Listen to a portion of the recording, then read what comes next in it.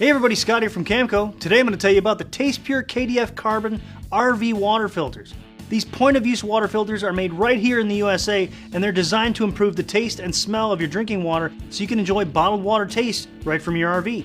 The filters use activated carbon to reduce odor, bad taste, chlorine, and lead. And they use KDF to prevent bacteria growth when the water filter is not in use. Not only that, but their 20 micron fiber barrier will help keep sediment out of your RV tank. The TastePure KDF Carbon water filters are available in two different sizes, Standard and XL, which provides twice the water filtration. Included with the filters is a heavy-duty flexible hose protector which will help prevent your hose from kinking while in use. To set up your filter, connect your freshwater hose to the water source. Attach the water filter to your freshwater hose, making sure the arrow points in the direction of water flow.